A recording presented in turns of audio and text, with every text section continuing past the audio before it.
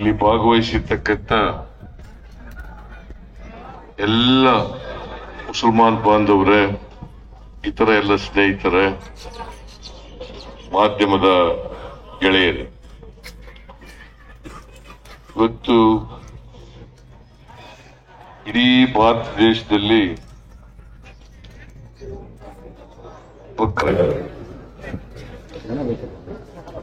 ನೀವೆಲ್ಲರೂ ಕೂಡ ಭಕ್ತಿಯಿಂದ ಪ್ರಾರ್ಥನೆಯಲ್ಲಿ ಭಾಗವಹಿಸಿ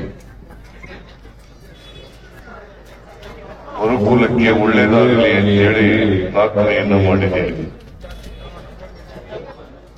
ನಾನು ಈ ಸಂದರ್ಭದಲ್ಲಿ ಎಲ್ಲ ಮುಸಲ್ಮಾನ್ ಬಾಂಧವರಿಗೆ ಹಾಗೂ ಇತರರಿಗೆ ಬಕ್ರೀದ್ ಹಬ್ಬದ ಶುಭಾಶಯಗಳನ್ನು ಕೋರಲಿಕ್ಕೆ ಬಯಸ್ತಾ ಇದ್ದೇನೆ.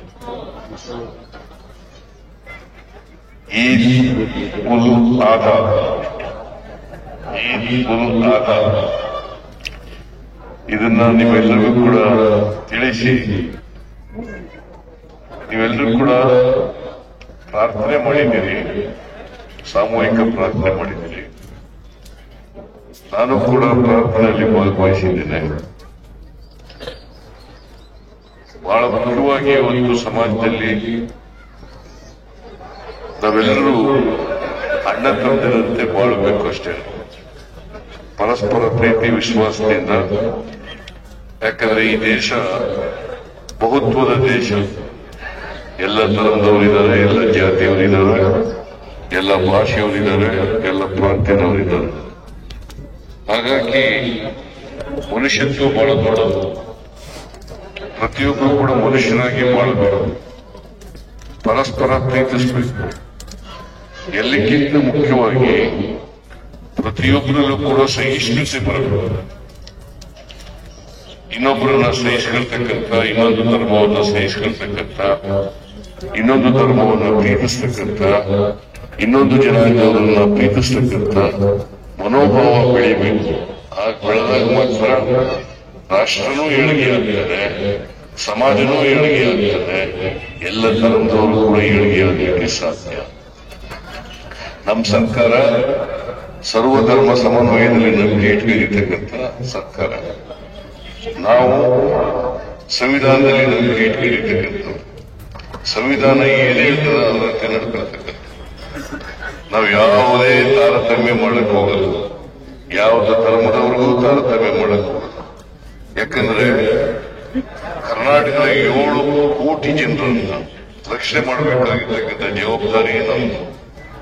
ಅದರಿಂದ ಎಲ್ಲ ಜನರನ್ನು ಕೂಡ, ಹಿಂದೂಗಳಿರ್ಬೋದು, ಮುಸಲ್ಮಾನರಿರ್ಬೋದು, ಕ್ರಿಶ್ಚಿಯನ್ರಿರ್ಬೋದು, ಬೌದ್ಧರಿರ್ಬೋದು, ಸಿಖ್ರಿರ್ಬೋದು, ಯಾರ್ಯಾರು ಕರ್ನಾಟಕದಲ್ಲಿದ್ದಾರೆ ಎಲ್ಲ 7 ಕೋಟಿ ಜನರನ್ನು ಕೂಡ ರಕ್ಷಣೆ ಮಾಡತಕ್ಕಂಥ ಜವಾಬ್ದಾರಿ ಸರ್ಕಾರ. ಆ ಕೆಲಸವನ್ನ ಯಾವುದೇ ತಾರತಮ್ಯ ಇಲ್ದೇನೆ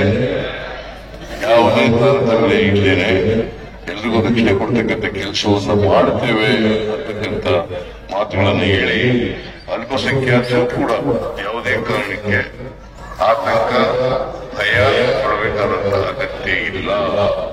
ನಮ್ಮ ಸರ್ಕಾರದಲ್ಲಿ ಅವರ ಅಲ್ಪಸಂಖ್ಯಾತರಿರಲಿ, ಬಹುಸಂಖ್ಯಾತರಿರಲಿ, ಎಲ್ಲರೂ ಕೂಡ ಒಂದೇ ರೀತಿಯಲ್ಲಿ ನೋಡ್ತಕ್ಕಂಥ, ಒಂದೇ ರೀತಿಯಲ್ಲಿ ಎಲ್ಲರಿಗೂ ರಕ್ಷಣೆ ಕೊಡ್ತಕ್ಕಂಥ ಕೆಲಸವನ್ನು ನಾವು ಮಾಡ್ತೇವೆ. ನೀವು ಪ್ರಾರ್ಥನೆ ಮಾಡಿರ್ತಕ್ಕಂಥದ್ದು ಕೂಡ, ನಾನು ಕೂಡ ಪ್ರಾರ್ಥನೆ ಮಾಡಿರ್ತಕ್ಕಂಥದ್ದು, ಎಲ್ಲರಲ್ಲೂ ಕೂಡ ಮನುಷ್ಯತ್ವ ಬೆಳೀಲಿ, ಸಹಿಷ್ಣುತೆ ಬೆಳೀಲಿ, ಎಲ್ಲರೂ ಪ್ರೀತಿ ವಿಶ್ವಾಸದಿಂದ ಇರಲಿ. ಮತ್ತೆ ಎಲ್ಲಕ್ಕಿಂತ ಮುಖ್ಯವಾಗಿ ಈ ನಾಡಿನ ಅಭಿವೃದ್ಧಿ ಆಗ್ಬೇಕಾದ್ರೆ ಒಳ್ಳೆ ಮಳೆ ಬೆಳೆ ಆಗ್ಬೇಕು. ಆ ಮಳೆ ಬೆಳೆ ಆಗ್ಲಿ ಅಂತ ಹೇಳಿ ಆಶಿಸಿ ಇವತ್ತು ಇಡೀ ರಾಜ್ಯದ ಜನತೆಗೆ ಒಳ್ಳೇದಾಗಲಿ, ಶುಭವಾಗಲಿ ಅಂತ ಹಾರೈಸಿ ನನ್ನ ಮಾತುಗಳನ್ನು ಮುಗಿಸ್ತೇನೆ. ವಿಶೇಷವಾಗಿ ಮತ್ತೊಮ್ಮೆ